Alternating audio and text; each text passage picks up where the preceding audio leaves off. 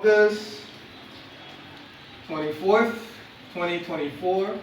Welcome to Paum Pan-African Unification Teachings. And today I would like to talk about Paum Neteru, the Tree of Life, also called as the Kabbalah in Jewish mysticism. And in ancient Kemet or ancient Egypt, it's called the Paum Neteru, which is the Tree of Life. And in today's discussion, recently I heard a lot of pastors and televangelists talking about the lion and the symbol of the lion in scriptures, in biblical scriptures. And many of the pastors do not understand the African origin of the scriptures. So in this particular moment, I want to take time out to share a little bit of wisdom and knowledge concerning the African origin of many of the things that are talked about in the scriptures pertaining to lions. Okay, so lions are legendary for their strength, their majesty, their power, and fearlessness. The lion is symbol for the king of the jungle. In the Bible, Jesus is called the Lion of Judah. In Revelation 5, verse 5, the lion symbolized as the tribe of Judah. And in many African society, Jesus back then was called Heru in ancient Kemet, Heru. And Heru colors are red and white, which today we see a lot of pictorial images of Jesus in red and white. Well, where does that come from? It comes from the African understanding of the king, of the divine king, which is personified in red and white. So this is the tree of life. In the book of Genesis, it talks about two trees in the Garden of Eden. The tree of good and evil, and the tree of knowledge. The tree of good and evil and the tree of knowledge is one and the same, which is the tree of life. This is the tree of life. If you ask most pastors, ministers, etc., what is the tree of life? Most of them could not tell you what that is. But the tree of life is the divine ordering or schematics of all things in the universe. Right now, I want to focus more on the lion and the symbol of lions and how pastors are giving their own biblical understanding of what that is and try to bring some light and clarity to their misunderstanding. So in scriptures, lions are also symbolic of evil. And in scriptures, lion is also symbolic as righteousness or heroic men. And Jesus is also personified as the lion or the lion of Judah. So why is it that the scriptures is referring to lion both in two ways, as good and evil? That is the discussion for today. So this is the tree of life.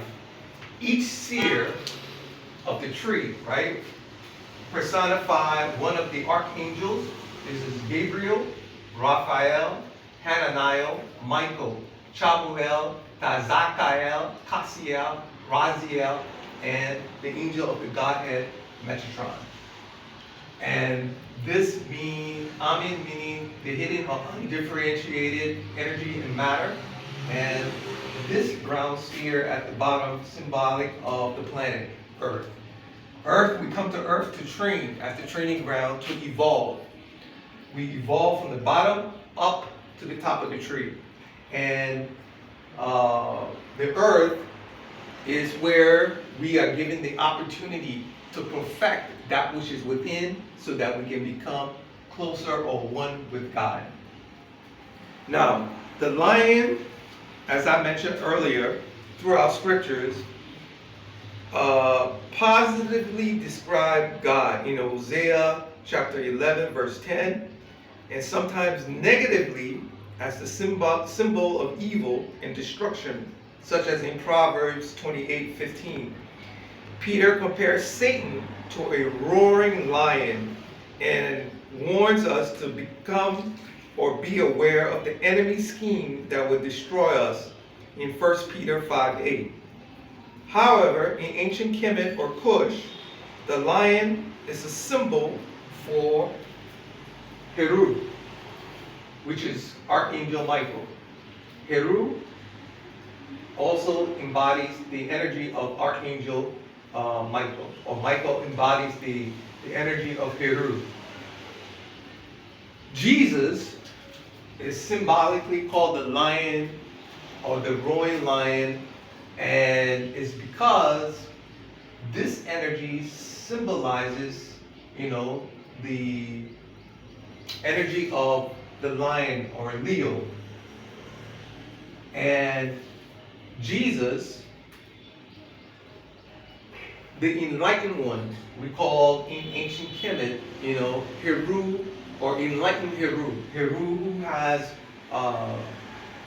knowledge, wisdom, and understanding is the enlightened Heru. Heru also can be personified as the one who is blind, Heru the blind, or Jesus the blind.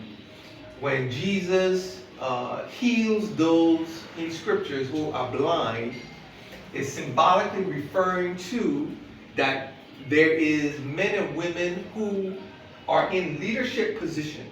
This seer represents men and women who are in authority, people who are given leadership position, people who are in supervisory position, people who are in top managerial position, etc. here. And if they are unenlightened, that is to say, their spiritual eyes are closed, and their ability to see and discern are closed, those men and women therefore will use their powers of this seer to manipulate and to trick and deceive people, so that the people will follow those leaders' own personal agenda, as opposed to the divine plan or the divine will or the divine purpose for which God is trying to move humanity. In ancient Kemet or Cush, the lion is a symbol for Heru, which most theologians and pastors and ministers of today don't really understand. And according to the Tree of Life, there are also demons born in the various seers of the Tree of Life. And those demons will grow and develop the powers, or the material powers afforded onto them because of material wealth and material assets, and use those powers, material powers that they have gained through this sphere, their leadership position given in various institutions, to manipulate and to control people to suit their own agenda, to suit their own aims. Therefore, the energy of the lion here can be in scriptures, an evil or personified as evil, but that evil in the scripture is referring to those men and women who are Heru or Jesus the blind. The blind represents those who are using their leadership position to guide people to suit their own personal aims and agenda. And this is why in scriptures you see the lion personified both in terms of evil and in terms of good. But the lion itself represents Heru, which is Christ. And Christ, symbolized or symbolically as the lion, comes to guide humanity so that humanity is returned or guided back to the house of God, the oneness of God, becoming members of the family of God in terms of the New Jerusalem. So the energy of the lion is a just ruler, which doesn't apply to Satan or Seth.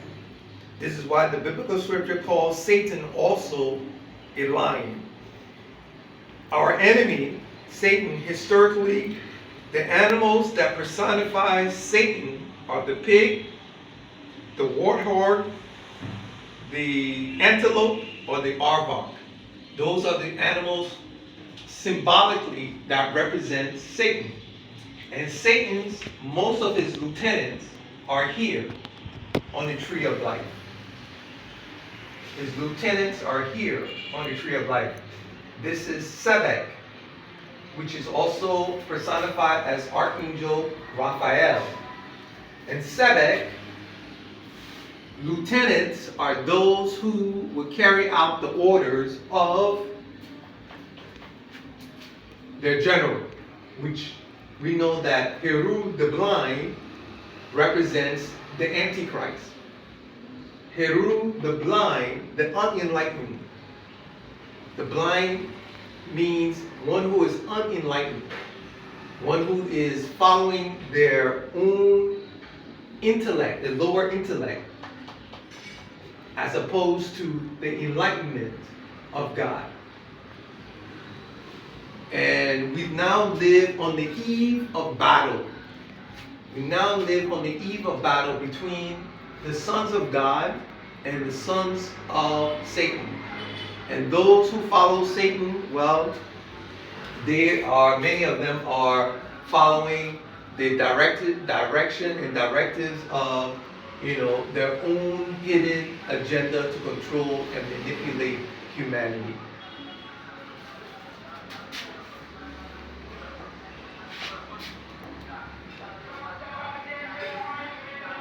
So the warthog, pig, antelope, and hyenas are all symbolic of the true animal that embodies Satan, or Satan's animal in the wild.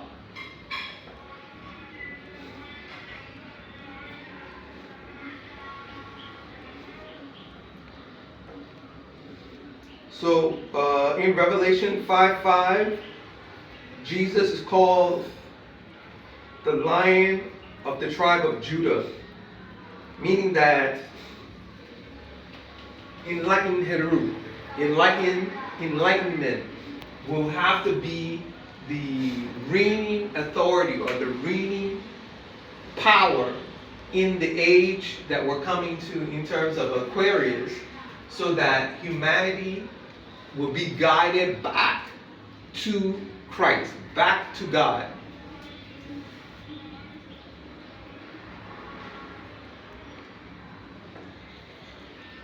So Michael, Chamuel, Tazakael, Kasiel, Raziel, and Metatron. Each of these have their own day of the week energy, a whole bunch of different characteristics that are applied to the various spheres of the Tree of Life.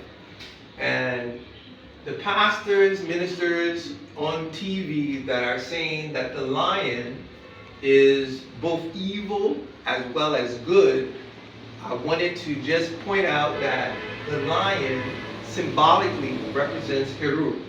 But the lion also is symbolizing on the Tree of Life that there are men and women who are unenlightened. And we call them Heru the blind. Those men and women are not lions. They're not lions. They are of the lower energy of Heru, which is Heru the blind. And the symbolism in scriptures of the lion, therefore being evil, is pointing to their nature, their energy, their aspect of being blind, but yet in a position, they're blind, but yet sitting in a position of leadership and authority. Therefore, they use that leadership position for evil purposes, for your unjust gain or unjust means at the expense of the masses of people. And this is why the lion in scripture, in biblical scriptures, is symbolically saying that it's, the lion is evil, but the lion is not evil.